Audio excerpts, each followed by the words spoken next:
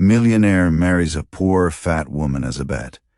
But he's shocked by what happens next. Marcus Chen stood at the altar in his $1,000 suit, looking down at the woman beside him with barely concealed disgust. Her name was Sarah Martinez, a grocery store cashier who wore a dress 2 sizes too small because it was the only one she owned.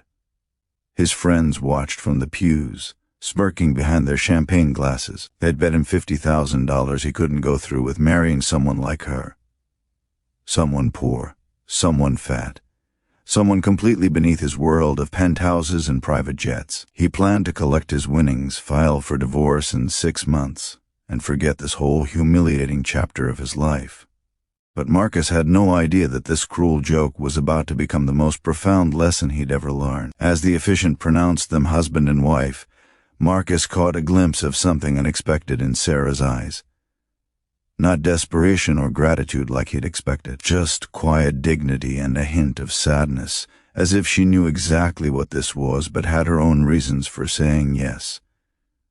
Before we continue with this incredible story, I want to invite you to join our Heartfelt Moments family. Please hit that subscribe button and ring the notification bell so you never miss these inspiring stories that remind us what truly matters in life.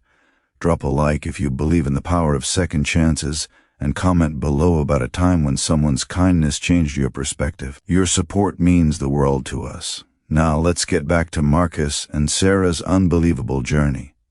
The first week of their arrangement was exactly what Marcus expected. He gave Sarah a credit card with a modest limit, showed her to the guest bedroom in his downtown loft, and made it clear she was to stay out of his way.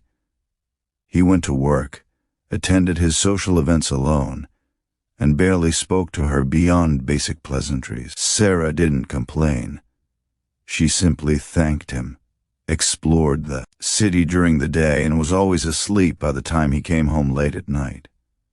But on day 8, everything changed. Marcus came home with a splitting migraine after a disastrous business meeting that had cost him a major deal. He'd lost nearly $2 million because of his own arrogance, refusing to listen to his team's advice. He collapsed on the couch, angry at the world and especially angry that this stranger was in his home witnessing his failure. Sarah appeared from the kitchen carrying a steaming mug.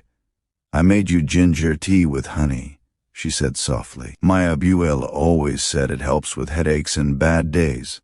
Marcus wanted to snap at her to tell her he didn't need her pity, but something in her gentle voice stopped him. He took the tea.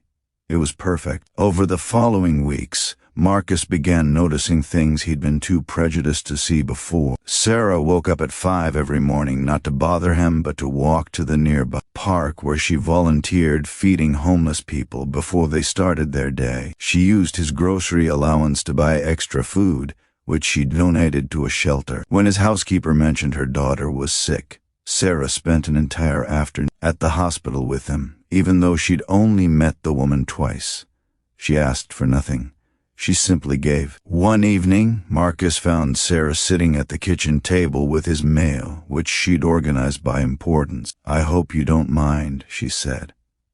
"I noticed you were stressed about bills, so I created a simple system. And I called about that disputed charge on your credit card. They're refunding you $3,000. Marcus stared at her. He spent money carelessly, never tracking anything, assuming his wealth was infinite. This woman who had nothing was teaching him about financial responsibility. "Why are you doing all this?" he finally asked. "You know what this marriage is. You know we're not really." Sarah met his eyes with that same calm dignity from their wedding day. "I know exactly what this is, Marcus. You needed someone to humiliate, and I needed health insurance for my mother's cancer treatment. We both got what we needed from this arrangement. But that doesn't mean we have to be cruel to each other. Kindness costs nothing." Her words hit him like a physical blow. He'd never even asked why she'd agreed to marry him. He'd been so consumed by his own cruel game that he'd never considered she might be fighting her own battles. That night, Marcus couldn't sleep. He thought about the man he'd become. Someone who'd bet on humiliating another human being for entertainment. Someone who measured worth by bank accounts and dress sizes. someone who'd completely lost sight of what actually mattered. The next morning, he canceled the bet with his friends and told them the truth about what he'd done. Some laughed, some were disgusted. He didn't care anymore. Then he did something he should have done months ago. He actually talked to Sarah. He learned about her mother's illness, her dreams of becoming a teacher, her volunteer work, and the countless small ways she made the world better despite having so little. Over the next few months, Marcus and Sarah became genuine friends. He helped pay for her mother's treatment without being asked. She helped him reconnect with his estranged sister.